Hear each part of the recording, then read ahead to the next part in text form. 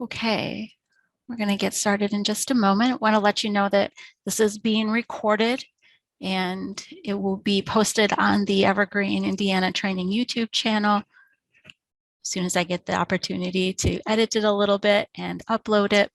And then a link to the recording will also be included in your follow-up email. Just another minute and some more people coming in, and then we will get rolling.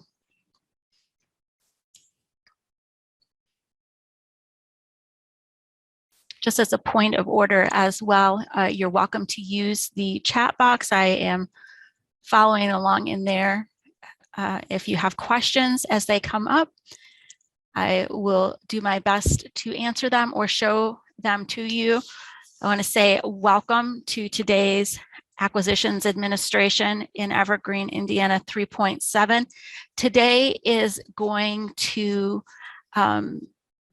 be a bit of me walking you through the setups, through all of the administrative interfaces, and giving kind of a roadmap for how you can set up acquisitions in your library.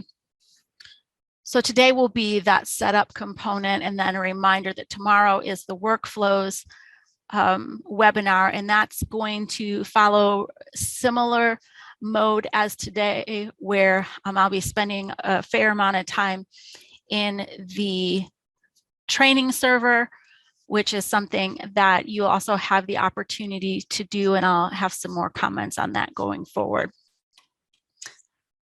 My name is Ruth Frazier. There's my contact information, and you are always welcome to reach out to me if you have more questions or need some clarifications on how this might work in your library.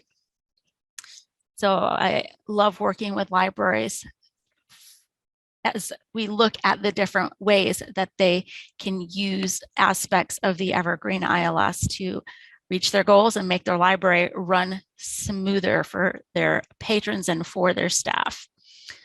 So we're going to go ahead and look at getting started. We're going to go through all of these things today. First of all, and of course I knew I was going to forget it as soon as I said I wasn't going to forget it. I want you to have a link to the slides.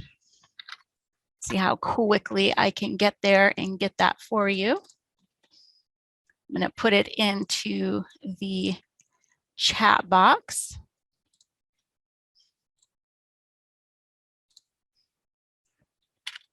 All right, so that you can have access to these links as well. The first two in this list are linked, the underlined. So we're going to be spending time in the training server. And I'm going to actually just click on the home. I've already logged in, but I'm going to log out of there in just a second because I'm going to use a different account. And then we have the planning worksheet, which we're going to talk about. That's more, I mentioned it several times yesterday, and we are going to, I'm going to mention it again today. Then we're going to work on actually using the information in the planning worksheet to set up the rest of the things to make acquisitions work in your library. So we're going to start with the planning worksheet, and I have actually, this is actually linked here to the template planning worksheet that we talked about yesterday, and you can see there are multiple tabs in here, and there are some examples. You can just clear these right out. In fact, I'm going to clear out most of them, but I'm going to leave a couple in there. Well, you know, I'm not going to. I'm going to leave these in as examples. This may help you as you're doing your planning process, but feel free to copy this worksheet. Either you download it as an Excel worksheet or copy it into your Google Drive if you have access, and then you can edit the things that you see in here. So I have done exactly as I just said, where I have copied that worksheet and I have started planning for a couple library systems that are in the training server right now. And so we'll talk more about how I populated this with information in a moment. But this really is going to be that thing that if you spend the time to fill this out to the best of your ability, and there may need to be some, as you actually get into setting things up, you may need to add fields even to these tabs or things like that, which of course you're welcome to do. Then this is going to save you time going forward. The first thing that we're going to look at here in both the worksheet and then the training server, the first thing to consider is the who is going to be participating in acquisitions in your library, and how, to what extent are they going to be participating. So make sure I click on the right thing. So I have started planning for the Trattoria. Well, it has a couple of names. I'm going to actually go into the training server here, and I'll just show you the names that are in here. And this is also listed here in the permissions or the training accounts for the training server. You can see here that we have the Trattoria contractual library system that has 3 branches. It has I did not come up with these names. I'm not going to say who did, but it's difficult for me to even say Napolitana branch, and then Sicily and the Rustica branch. And then there is also the public library system that has the Janetown and the Johnsonville branch. So in this very small representation of a consortium, it's much smaller than Evergreen, Indiana, rather than having the 126 public library systems that we have here, it has 2 library systems, and then one of them has 2 branches and one of them has 3 branches. So I have actually done for both of those the preliminary planning. Specifically, I started out with the public, and I chose to just focus on the staff for the John Q. Public Library. Because in my mind, and this is of course a fake library system, you'll be thinking about this in your real library system. If we're talking about a multi-branch system, oftentimes all of the purchasing that is done there is done in one location.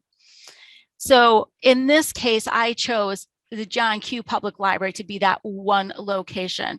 I know that Monica Riley is here from Jackson County, and that's a multi-branch system. And it is my belief, and I would love to be corrected if I'm wrong, that all of the materials that are purchased for Jackson County come into the Seymour branch and then are distributed out to the other branches. Now, if you're in a single branch system, because every library is a system, it may only have one branch, then of course it's all going to be coming to that that one location. It is important to keep in mind that if you are a multi-branch system, you may actually not have it all come to a central location. It may actually go out to other locations, and then it's just a matter of determining how that is set up. One thing that I do want to say before I go any further into this is that as you are considering acquisitions and you get into this process and you may be thinking, okay, how does this need to be set for it to work in my library? We have this scenario. Always feel free to contact us. We will walk you through that and walk beside you as you are setting those things up and give you guidance in that. So don't feel like even after today, if you're looking at this and you're like, okay, that kind of makes sense, but what does that mean for my library? Just contact us and we will work with you individually for that. So in terms of the staff, what I actually did for this is I took every staff member for that library, that central location, and I just plugged them in here. Now, it's very easy for me to do that because I have this spreadsheet and I literally just copy and pasted from here. But you can also do this in Evergreen, and I'm going to actually go into the production database, and I'm going to search for patron by name, and I'm going to pick a library where I don't see a representative here. Sometimes I like to pick on people in the crowd and sometimes I don't. And I'm going to pick from here staff, and then I'm just going to do a search so that I can see all of the staff accounts that are there. Now, I think I actually want to pick a different one for a specific reason. I'm going to go with Hamilton North. And I'm just going, they have the 2 branch locations, and I'm going to actually go with the Cicero branch, which is their larger one. And you can see in here, we have many staff accounts that are individually owned. So you're only going to be applying acquisitions permissions to staff accounts that are owned by one individual staff member. So that's something to keep in mind. But then from here, I can actually download this full CSV, or I could print the full grid, but I'm going to go ahead and download this. And it's going to take a moment. I'm going to open that up over in Excel, which you can't see that. But from here, then I get a list of usernames that I can copy and paste directly into this form, along with the name associated with it and whatever else you want there. The other nice thing about this form is we've got some data validation going on in the permission group, so you can actually just select from there if they are getting something. Now you'll notice here, I also have staff members that are not getting any of these permissions applied to them. For local acquisitions administrator, that's something that needs to be applied here at the state library. But once that has been applied, then I believe it's a local admin or a local acquisitions admin that can apply the purchaser or selector permission. I do want to say another thing about the selector permission. We talked just briefly about it yesterday. It is the least permissive permission group. So it allows somebody to create selection lists and to kind of prepare to create selection lists in Evergreen, and then to send those to purchasers. There are a lot of libraries that don't actually even use this selector permission, but a great implementation of this can be if you are perhaps in a multi-branch system that has selectors at different locations, but then you have your centralized purchasing. This is a way to accommodate for that. So in order to apply permissions, this is something that has more to do with when we talk about local administration or staff account management. It doesn't have to go through any special interface. In fact, it goes through the patron interface, just like any staff account does. So we're going to search for the patron by name, and I have updated a couple of these. I'm going to close public because I don't think we're going to have time to use that one today. And I'm going to go to this account right here, and you see I have some Cat 1s, Cat 2. Purchaser is not something that can exclusively be applied to Cat 1, and often cases somebody who is doing acquisitions is not doing Cat 1 cataloging. So but sometimes they are. Again, this is something for your library to determine. So I'm going to just copy paste that username from my spreadsheet. I have, and I am going to log out here because I want to use this account.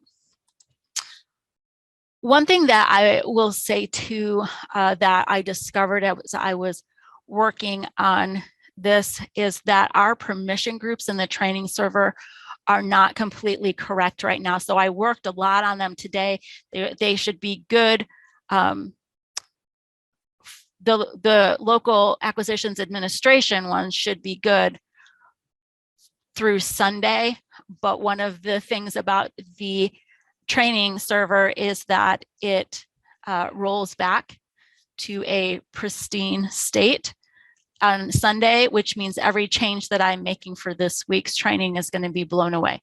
So we are hoping to, in the first part of June, to put a freeze on the availability of the training server so that I can go in and fix all the permission groups, but then also do some other maintenance on accounts and things in there to make training specifically on acquisitions a little bit easier, or well, definitely easier, so that you can go in and practice skills without having to set everything up every time.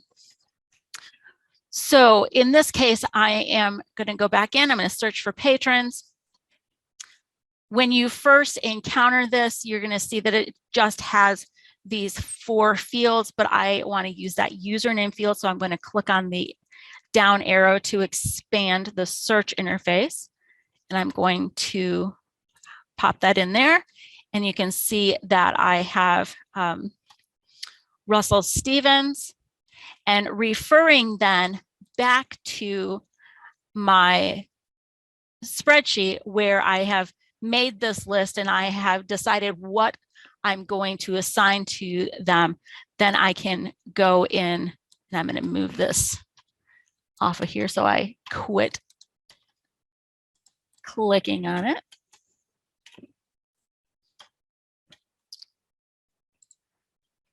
I'm going to go into edit in this case, and I believe I actually already applied this. In the training server, you may notice other issues with the staff accounts, which you can fix. So there is that. And you can see that I have already added this purchaser permission group as a secondary permission too. So I'm going to go ahead and leave here, and then I'm going to go ahead and do the same thing for this user. I'm going to go ahead and search for patrons by name. I have that username. Another way that you can do this if you have to do a large number of staff accounts is to, in production, start by loading these staff accounts into a bucket so that you can go in and you can have them all rounded up together to apply. You won't be able to apply the secondary permission group. I say that now I'm second guessing myself from the user bucket, but it is a place to wrangle it to make sure that you have done the things you need to. So I'm going to go to edit, and I'm going to add a secondary. First, I'm going to change this. This should be cat2 secondary permission group of purchaser. That's why, because it's not in here. This is a thing that I need to fix. And then to save that, I'm still going to save this, see if there was something else in here that I needed to change. This is the idiosyncrasy of the training server, and I am going to log out so I can get that updated for Jamie again. I'm not so sure why I said Jamie. Jamie Scott works here at the State Library. This is May. So I'm going to go ahead and I'm going to add that purchaser permission. And so you just go through and do that for all of the staff that you have identified in there. Are there any questions about staff permissions at all? How the permissions are assigned, what that would mean in your library? Okay. So now we're going to get into the acquisitions administration interfaces. And so you're going to access that via the administration page and then acquisitions administration. And you're going to, of course, see this screen. So I'm going to go into acquisitions administration, and we are here. And this is where you are going to do the vast majority of your setup. Some of these things here you may not have to worry about. For instance, we'll talk about invoice item types. There is a set of defaults. You may not need to use anything other than the defaults. Some of the other things like line item alerts, they're, in this case, I'm going to go into production real quick and go to the same place, acquisitions administration, and line item alerts, and I'm going to scope that, and you can see that there are a few that have been set up already. These are things that when an item is received in your library through the acquisitions interface, there is an alert that pops up, and you can see some examples here. I'm looking who actually uses these right now. Jackson County has one, has hold or holds when ordered. So you can see not a whole lot of libraries are using this. And I will say, looking at this, the only library in this list that's actively using acquisitions is Jackson County. So all of these others were kind of starts at looking at doing that. But can serve as inspiration to you if you want to use those line item alerts, if you want to set them up administratively.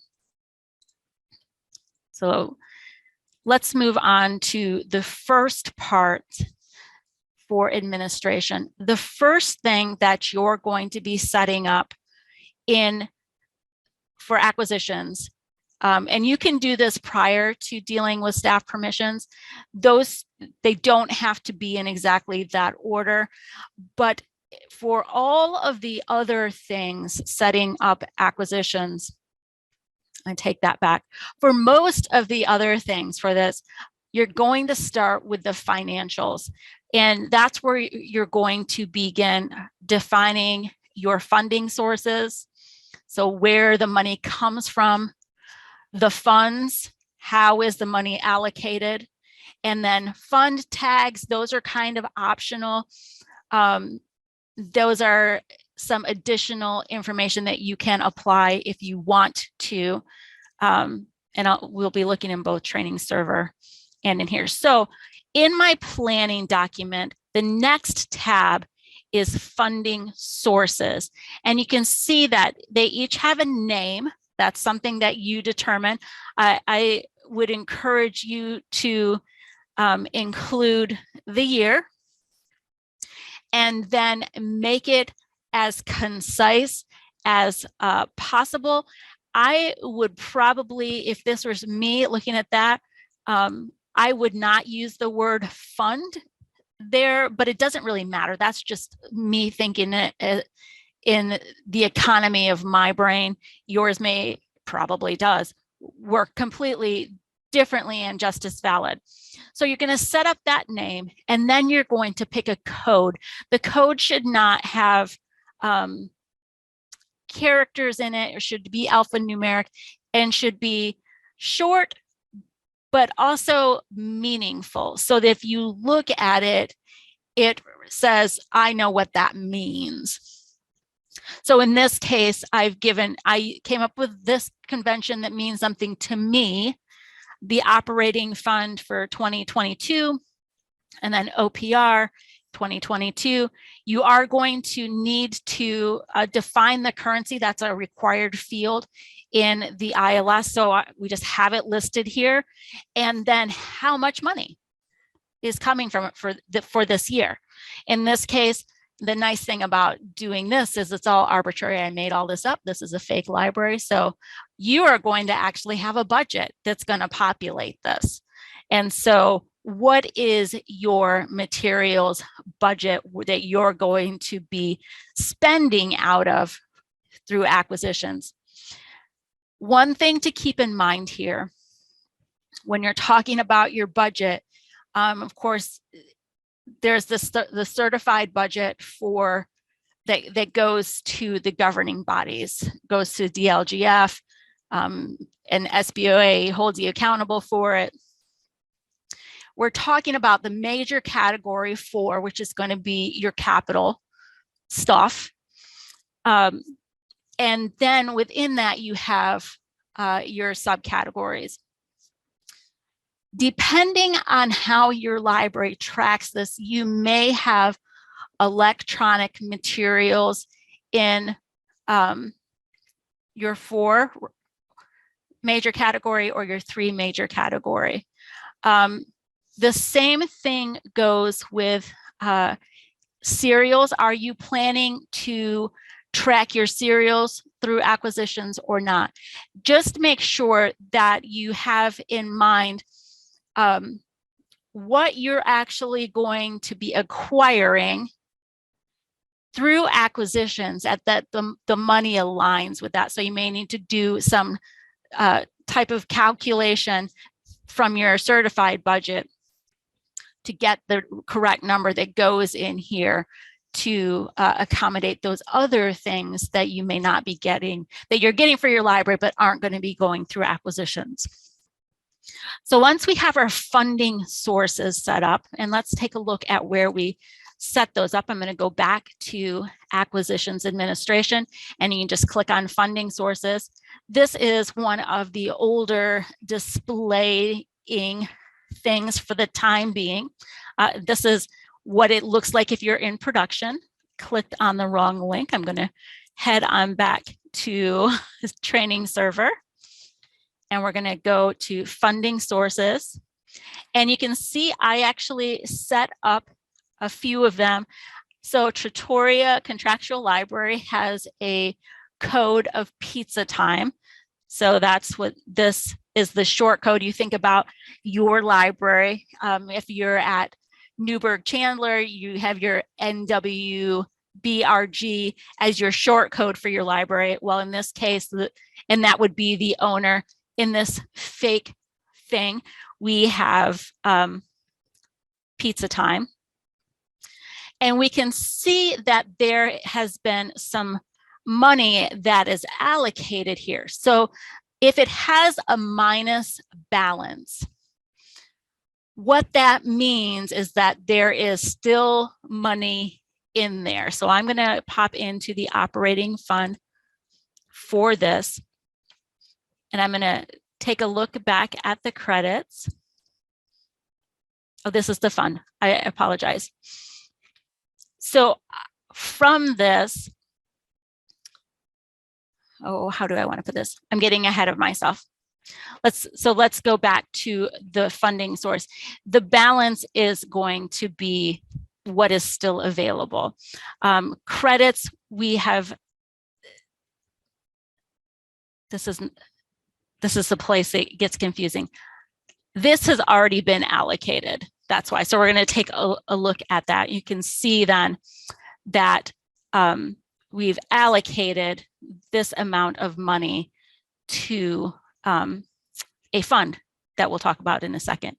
So I'm going to go back here and check in my planning document, and my funding source, and my operating fund should have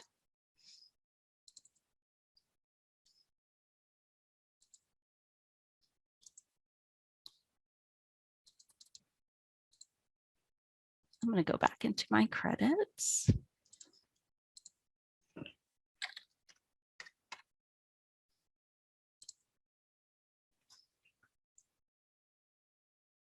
There we go. So I have my $300,000. You can see that part of this has been allocated, and here is what is remaining. Not entirely sure why I had not done that already. So let's pop back over here. So a couple things to think about with funding sources are, do you want them to propagate? Propagate means that when you do your year-end closing of the books, that it's going to take that funding source and it's going to automatically propagate it to the next year. In most cases, this has said, Deidre, that was actually incorrect what I said. For whatever reason, I did not have a credit in here yet, and so the balance went negative. It should not be. There is another interface that does show a negative that is confusing, but this is not the one. So in this case, I have that initial credit of $300,000, which is what starts out the year. And then part of that has been allocated to the Neapolitan book for $45,000. And so, yes. And so then there is the balance here. I'm hoping that we circumnavigate the confusing one, but we'll see. Okay. And then rollover is when you are, again, doing your yearly closeout, and it takes whatever money may be left and it rolls it over into the next year. For most libraries, this is not, the funding source is not actually rolled over unless it is something like a gift fund or a grant fund. But for operating, it can't really be rolled over because you start with a new pot of money when you go into a new budget year. So I'm going to go ahead and set up a new funding source. I'm going to close production since I keep clicking on it. I'm going to go back to Acquisitions Administration, Funding Sources. And you can see I have 3 of the things in here. And I'm going to go ahead and in the gift fund, first of all, let's go ahead and add a credit of $2,500, which is going to be the start. And I'm going to click on Apply Credit and apply that here. I could allocate this directly to a fund, or I can do that through the funds. So now if I go back to the gift fund for 2022, you can see there's a balance of $2,500. And I'm going to go ahead and go into the ESL grant, do the same thing, checking my spreadsheet. That's for $5,000. So I'm going to go ahead and go into credits, apply credit. And of course, you can annotate that if you want to. I'm going to see. I'm not entirely sure how the deadline date functions. I think that it does have to do with end of year and how that is set up, which we're not going to talk a whole lot about today unless we have the opportunity to. And you can see there are no allocations yet. I'm going to go back in here, and now I'm going to add a new funding source. And it is simply a matter of giving it a name, defining the owner, giving it a code, and then currency type. So I have another fund here, the Friends of the Library 2022. So that's what I'm going to name this. And the owner is going to be Pizza Time. And then I've established a code already, and this is where this can be handy, having this all already pre-planned. So I'm going to call that FOTL 2022, and then I'm going to select US dollars. And now I have this new funding source that I can then go into, and I can apply a credit.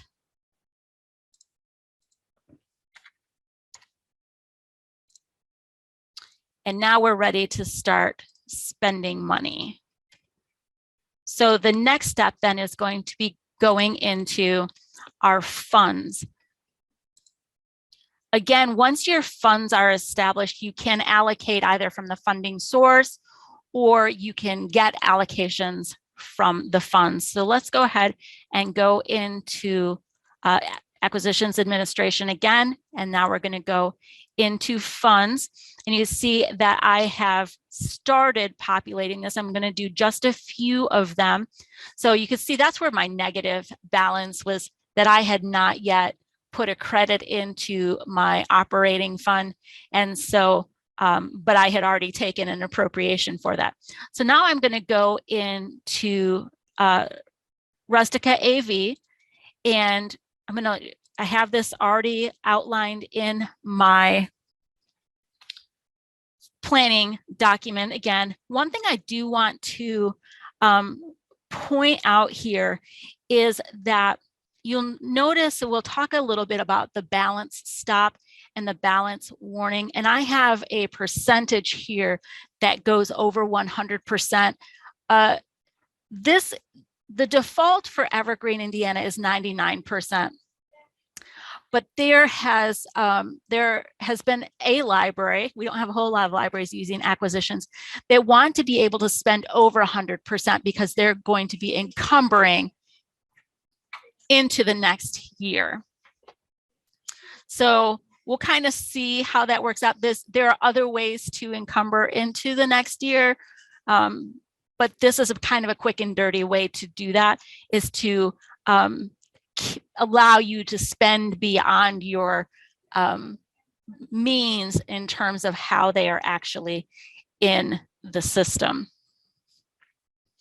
So in this case, I'm going to go in, and in order to add a new fund, or just click on new fund, and you have to scroll down. This is, again, one of these older interfaces that's kind of weird. I'm going to go in, I'm going to grab the name, and I believe I already have books, so I'm going to do AV. And I already have a code that is established. Then you just free text the year, the org unit, because we're doing centralized cataloging for this system, is going to be the name of the system. An example of this could be Porter County, where the name of the system is Porter County, but there's Valparaiso Public Library, Hebron Public Library. We had a conversation about this while we were there. So if they were not doing centralized acquisitions, they may be selecting the branch as opposed to the system. But in this case, we are setting up as though it's centralized acquisitions here. Again, select a currency type. Is this active? Yes. Now I'm going to refer back to, well, I'm not, because I have memorized this part, but so I have for this fund that balance stop percent at 99%, and then the warning at 95. I do want to propagate this, but I do not want to roll it over. And so I'm just going to go ahead. Now you may or may not see anything there yet. So I'm going to go ahead and refresh it. And now you can see that I do have a new fund. So now I'm going to go into, Rustica Books. And you can see here that I don't have any money allocated to it yet. So I'm going to go ahead and I'm going to create an allocation. I'm going to do this from operating. And I'm going to refer back to my document here, and I see the allocation for 91.5. And I'm going to talk a little bit about these funds real quickly. So I'm going to create that, and then 5. And you can see now that I have money allocated to spend. I'm going to click the back button, which takes me back to the full list of funds. And you can see I also need to do some allocations for these other funds, have not done that yet. So I'm going to actually go into this one right here. I'm going to pop back. And I had said that this is centralized cataloging. For whatever reason, I decided, oh, I'm going to set this up at the branch location. So if I click on something here that is not hyperlinked, if I click on the hyperlink, it takes me into the administrative portion for this fund. But if I double click anywhere else, it's going to let me edit that actual defining characteristics for that fund. So if I needed to change the balance stop percent or something like that, or deactivate a fund in some cases, I could do that. Okay, I want to go back to my funding sources really quickly, because I want to make an allocation from one of these other funding sources so that I can show you how to have more than one funding source in a fund. If we start acquisitions after this week's training, would we want to catch up and input all orders for the current budget year for these spending numbers to be correct? I would probably recommend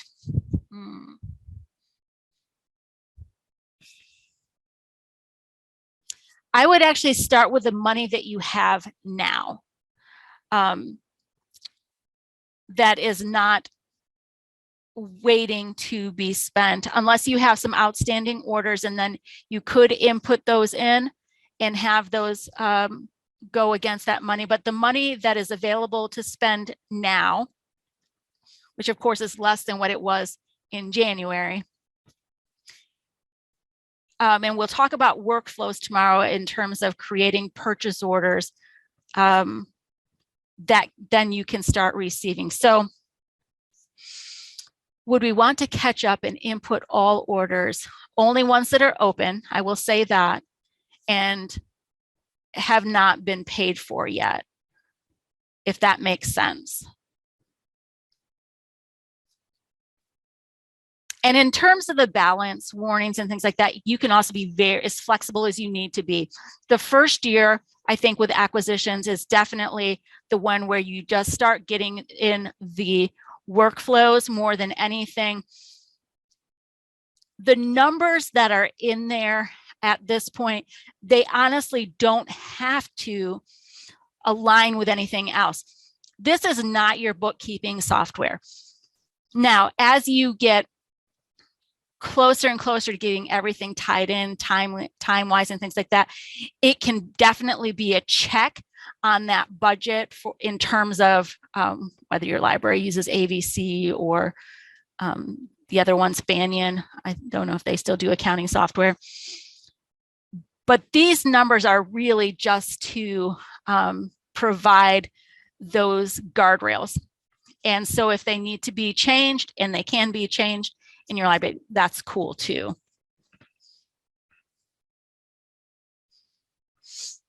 Okay, let me pop into funding sources, and I'm going to go into this ESL grant.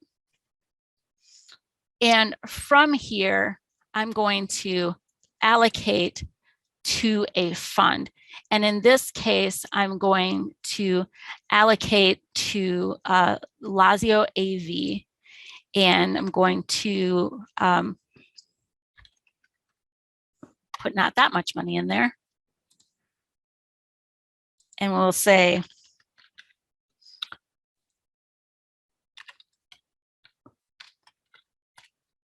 not sure that there actually needs to be a hash mark in there, but I'm going to put it in there, multilingual AV materials. So I'm going to go ahead and apply that. You can see here my credits where I added that $5,000 from the grant. And now if I refresh that, I'm going to pop back into the ESL grant and go to, you can see that in that fund that I have allocated that, you can see also from the summary that my balance has been updated. And now if I go into the fund itself, I'm going to go into, if I can remember, and you can see it actually reflected there. You can see that that money that I allocated from the funding source is here. And you can see a note in here as well that I applied over there in the other interface. And then if I want to add another allocation to this, now in this case, I'm going to go to operating and looking at this. I'm going to make sure I know what fund I'm in. You can see I have AV. My total is 33,000 for that year. So I'm going to go ahead and create an allocation from operating, say for 30,000. That's going to be where the vast majority of that's going to come from. And I'm going to go ahead and apply that. And you can see now I have allocations that almost match up with that. If I go into here, you can see that they are coming from different funding sources. Now you could create another allocation from here as well to define another funding source if you wanted. And this doesn't all have to be done at the beginning of the year. Say you get a grant or a gift in June, you can go in, either update a funding source if it's a gift. If it's a new grant, you'd want to create a new funding source because for grant tracking purposes. And then you could add that in here. So not all of the money for these funds has to come from the same pot of money. And then we have fund tags. We'll just take a quick look at those. I didn't spend a whole lot of time preparing to talk about those. Those are mostly for keeping track of or being able to sort by certain. So if, in this case, if I put a fund tag and say, oh, I'm going to say community foundation. And in this case, I'm going to have this just for the Neapolitan branch. And I'm going to save that here. I'm going to make sure I have this so you can see that here. Now, if I go into funds and I'm going to pop into this Rustica AV. I could potentially put in here. Let's see if it will make this available. I might have to do it at the system level. Yeah, I think so. So I'll go back in there. Fix that fund tag.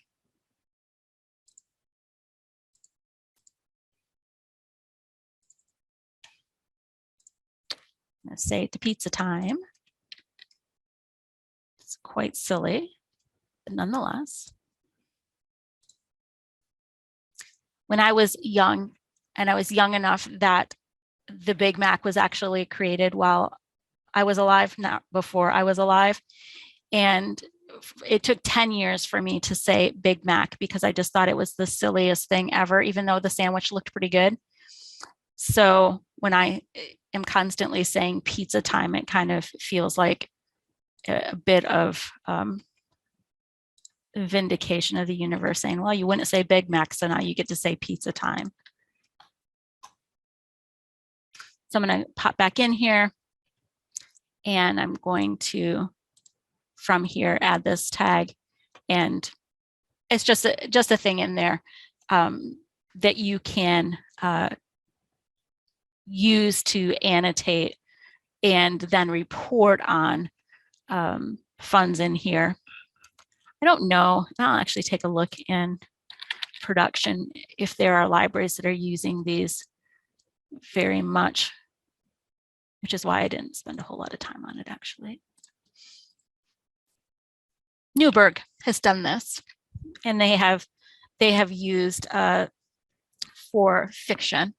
So it may be useful, and it exists. So then the next thing after we have our money squared away is we're going to start looking at where we're getting our stuff from, our providers or vendors. So I used the word vendors yesterday and then slowly transitioned to providers. The reason being that is what the software actually uses here. So in this case, I'm going to go ahead and I'm going to go to acquisitions administration and then to providers. And this looks, at least to me, a little bit daunting. There are two components to this right now. The top part of it is this search screen that you also access if you go to provider search here. Looks exactly the same. And I'm going to hide that for the time being. And it keeps just a little bit here, but I am going to scope this to pizza time. Click search, and you can see that I have started by putting in one provider here. So to add a new provider, you're going to go to this button that says new provider, and this pop-up will show up. And so then we have information in our tab that we've already planned all this out that has this information ready to go.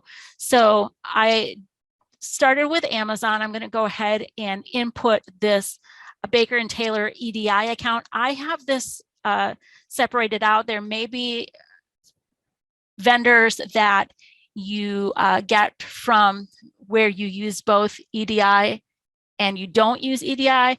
I also believe that if you have different accounts with a vendor, and Baker and Taylor is one that definitely does that, oftentimes where there will be a print and a non-print account. And there may also be a standing order account and then a regular account. Those are going to be set up as different providers in your setup. And I do want to go back to the production database real quickly, and we'll see what's kind of set up right now for our libraries. You get to see a pretty broad overview. I'm going to show you all of the providers that are set up in Evergreen, Indiana. So you'll see some duplicated, so it shows just 10 right now. I'm going to change that, save that, and you can see here, I'm going to go ahead and sort by owner, that Hussey Mayfield has 1, 2, 3, 4, 5, looks like more than that, maybe up to 10 Baker and Taylor providers set up based on how they are ordering through what account. So that is not unusual.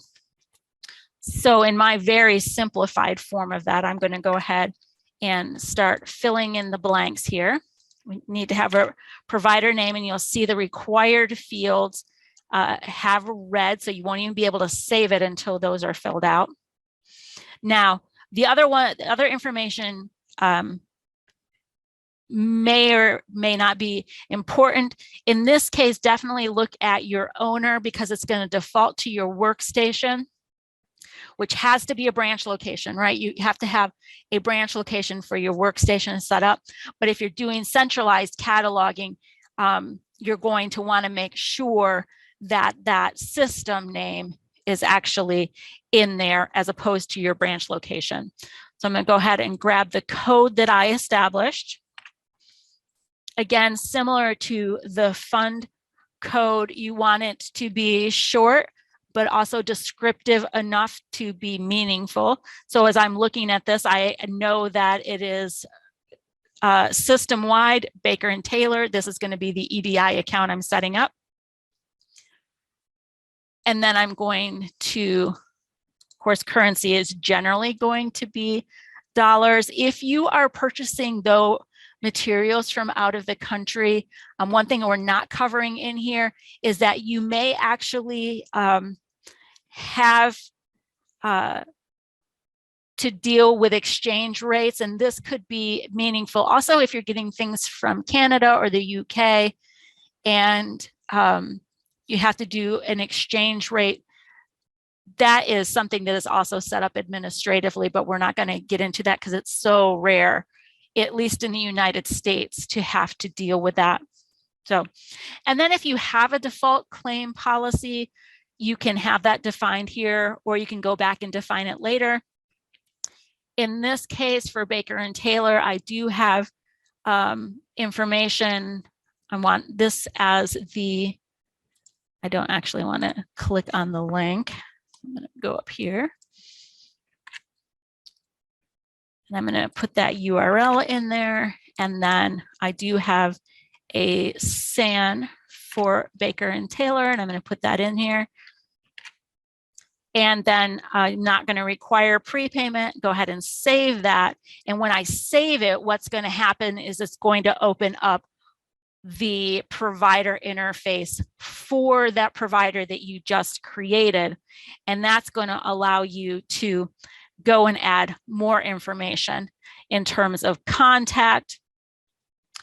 There are addresses. You can put information about who your representative is in there. This has to do with MARC attributes for bringing in records from this provider. Same with this right here is related to EDI, which we're not going to spend, that's even beyond the scope of this. We'll talk hopefully a little bit more about EDI tomorrow. If we do want to set that up, this is where you can set up EDI account information. We'll look a little bit more at that in a moment. And then any invoices that are related to that provider and any purchase orders that have been created. So this is going to be your one-stop shop going forward once you have this provider set up. The thing that you're doing right now for administration is you're setting up that new provider. All of this other stuff is after the fact. So if I want to set up another provider, I go in and I follow the exact same steps. And I'm going to actually not do that right now.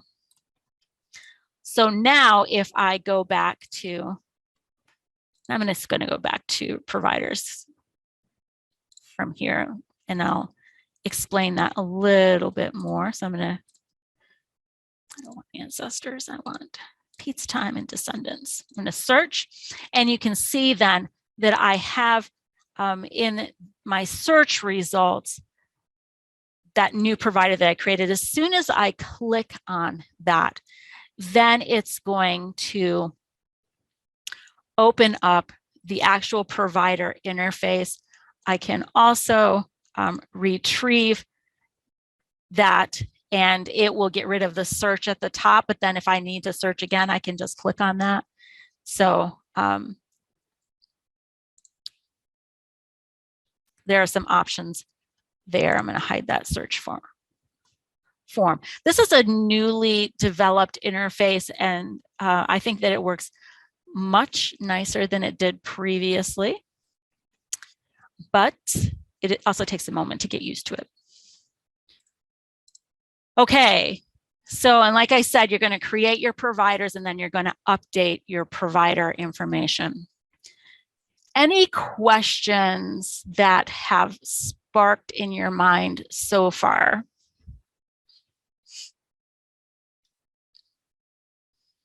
I do know that there are a couple people in here from libraries that are using acquisitions, and I didn't know if there was something specific that you were also hoping to uncover, even as a user of acquisitions, or if you're just seeing what's up. but I'll let that question marinate and then we'll go on. So those first things are required. You have to have your staff permissions set. You need to have your funding sources, your funds set, and you need to have providers. So you need to have monies to spend and people to spend it, a place to spend it at. These next things are going to be kind of value added things that you can do if you need to make this more granular for your organization. There are some defaults, and in some cases, it may be more or less helpful on how you do it. So the first one of those is going to be claim types. And I'm going to go back to Acquisitions Administration, and I'm going to click on claim types. And there is an entire actual thing in here in terms of setting all of these things up. But in most cases, you're going to start with claim types. I'm going to see if there's anything. Nope, nothing that's populated in here. So I'm going to go into the production database, and we're going to take a look and see what is already in there, claim types. And it really, oh, that's because I'm logged in at Eckert. I'm going to change this real quickly.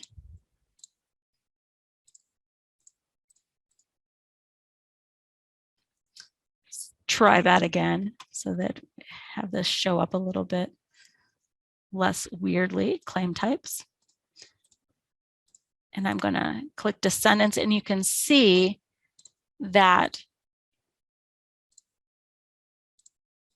these different libraries have set up different claim types. Now I'm going to actually just scope this to Jackson County so we can look at those. And you can see the claim types that they are using are something hasn't arrived and it's past due, so that's going to be a claim of late. It did arrive, but it was damaged by whoever delivered it, or it did arrive, but it was damaged from the vendor, and or it arrived, but there had an actual issue with it in terms of it was when it was manufactured, it was bad. I'm going to check down here also at Hussey Mayfield, and there's this way less defined. It's either late or it's damaged, and so they're claiming it. Some other ways that this has been used, and I want to see if we have any at the consortium level. No. Some other things that have been used here is that then you can also add to this an event and things. So you can just claim it right here. And claiming means you're claiming something happened to it, right? And so you may be going, you may in your head know, okay, now I need to contact the vendor or something like that. The next parts of that are going to be, you have your claim types, and there is a whole workflow actually in the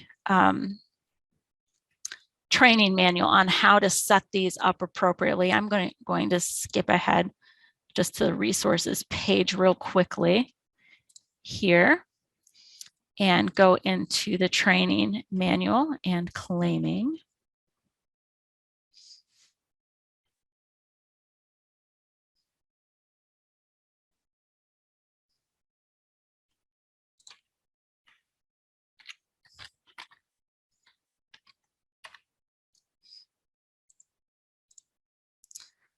So this shows the actual order of how you're going to be setting up the whole interaction here. And it really is up to you whether or not you find it worth this work, because even with all of this set up, while this is a great way to keep track of things,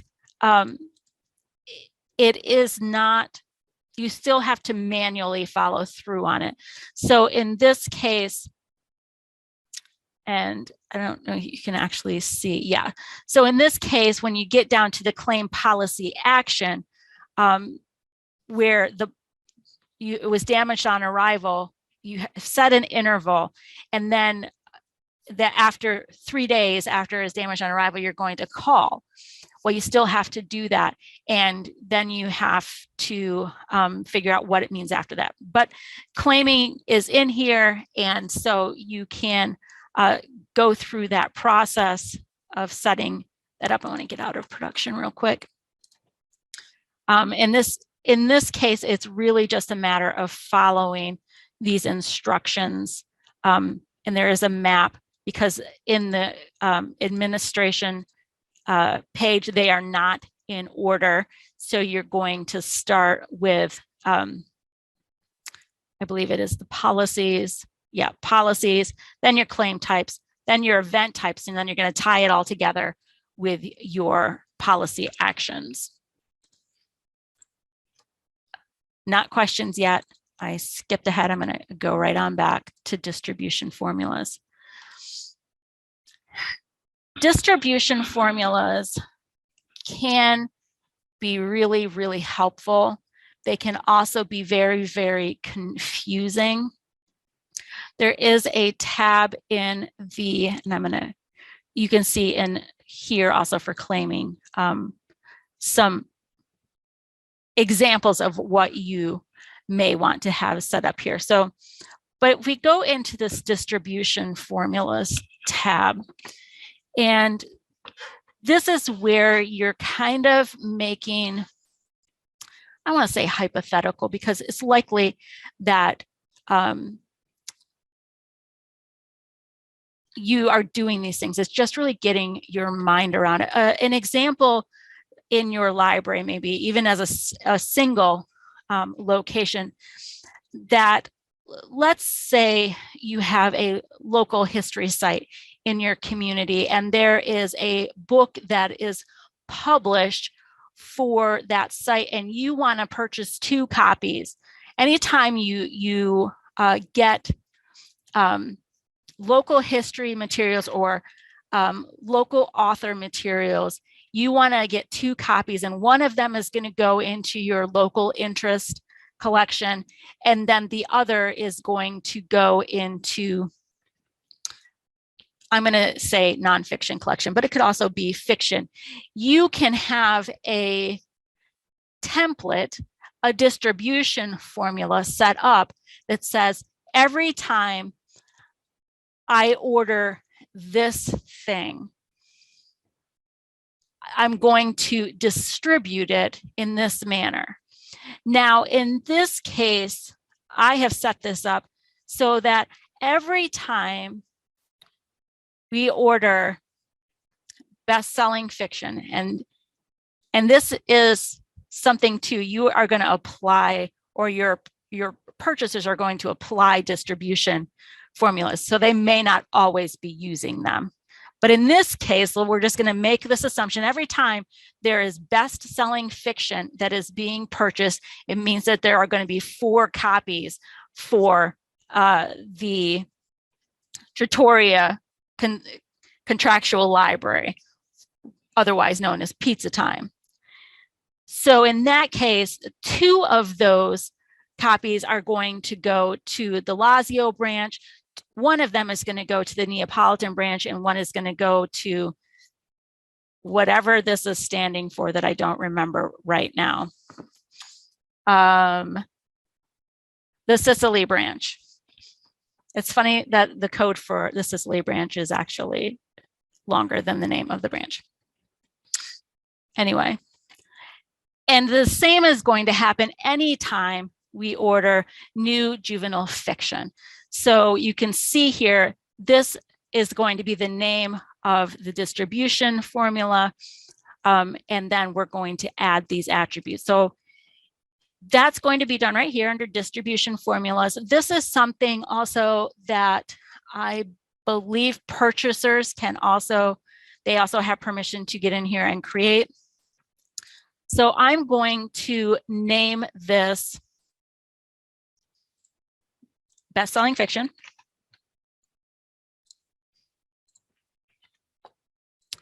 And the owner is going to be Pizza Time. And I'm not going to worry about the skip count. So I'm going to go ahead and add this in here. I'm going to go ahead and you can see here that it is now reflected. If I click on that, now I'm going to add an entry. So the first thing that I know is that I'm going to put the first one in adult fiction. The fund for that is going to be Lazio book, circulation modifier, based on what I have mapped out here already, is going to be a book. I'm not worrying about the collection code, and in this case, I want this to be 2. And so I can apply those changes. And now I'm going to add a new entry. And so I know that the next one is going to be for the Neapolitan branch. I'm going to go with adult fiction because in this case, we're sharing our shelving locations across the system. And I'm going to go, I haven't actually set up all of my funds yet, so I'm not going to finish this distribution formula, but you can see I can apply those changes. And so now I have this distribution formula for best-selling fiction. And what can be done then as purchasers are going in to create their purchase orders. Now, in some cases, this won't be meaningful at all. But if they're building their purchase orders from scratch, they can apply these distribution formulas to line items or to an entire purchase order in some cases. But so this is a value added thing that can definitely save some time in some cases, but it may be something that you roll out later on. And I always think of it in the same terms of when we're talking about holdings templates. Holdings templates have a new interface that is a little bit more intuitive than this one. I think this has been rebuilt, and so in the upgrade that we are hoping will happen over Labor Day, this interface will look a little bit different and be much more intuitive. I'm going to close this and let's pop back here. Same things we mentioned here. Just a couple other things. Additional invoice item types. So in the training server, I'm going to pop back over to the administration page and we'll just take a look in here. And you can see that there are already some invoice types in here that they're things that may show up on an acquisitions invoice, but aren't the books or anything. So the options being tax, processing fee, shipping charge. There may be a surcharge, which your library may choose to define it that way. If you don't find something in here that is useful for you, you can create a new one, and then you would just give it a code. It needs to be unique from the other codes, and then a label. And then is it going to be a blanket order? Most cases, no, unless it's actually a blanket order. And then is it able to be prorated? So in the training server, we don't have any that are prorated, but half of them are in the production server. So I'm going to go in there real quick and you can see what our defaults are in here.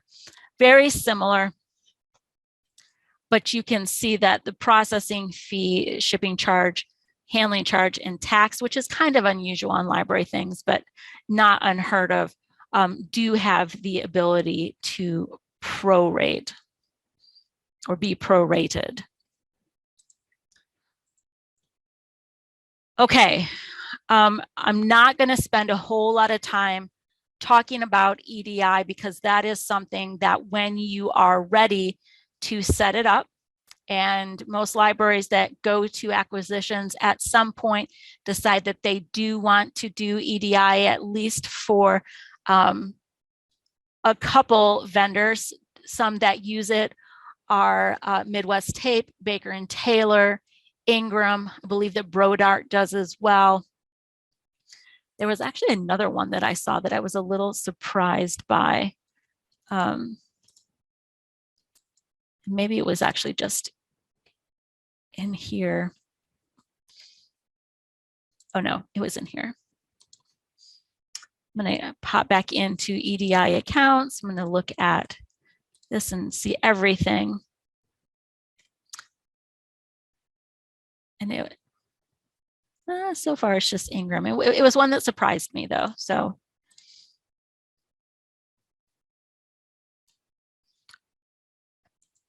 probably the, and you can even see that from here, the most commonly used EDI provider is Baker and Taylor, with Midwest Tape being the next highest used for that. And that does require quite a bit more setup that has to do collaboration with catalogers, because we're talking about automatic order records. And so, which we're going to talk about using order records tomorrow, but because they're automatic, there has to be a lot of work that's done with the provider to make sure that things are mapped correctly for MARC records and things like that. So we're going to not talk about that today, other than to say that it's there and that in your provider information, I don't want to do it in this one. Go over here. And I'm going to go ahead and map this to Pizza Time. Search, you can see we have our two providers. I'm going to go into Baker and Taylor. So parts of this are going to be mapped here, where we can include some more information about, this is going to be your MARC attribute, defining if you're getting holdings from that provider in those order records. Although you have to have these things set up first. And then setting up your EDI account information. One thing that I did want to show you here is that I'm in the provider and I clicked on this new EDI account where you can fill in all these blanks. Well, most of the blanks, they're going to vary on which ones have to be included or not. Or you can also access this via the acquisitions administration under EDI accounts and new EDI account, and it opens that same interface from here. It really is, again, up to your preference. Some may want to concentrate their efforts through the acquisitions administration page, whereas others may want to concentrate their efforts actually in the provider interface. So really up to you and your preferences. Okay, so I'm going to move on. Just as a reminder of the resources that are available right now, it's my plan as soon as we're out of here to get into some more work in the acquisitions training manual to hopefully get those last bits done at least by the end of this week. It'd be nice if they could be done by the end of today. And then we also have a link to the general documentation. This first link is specifically into acquisitions administration, and then using acquisitions, which we will cover more of that tomorrow. And then, of course, another link to that planning worksheet, which you might have guessed by now. I can't say enough if you are looking at implementing acquisitions at your library. this really should be your first step in really defining as much as you can how this is going to be structured for your library. Okay. Are there questions?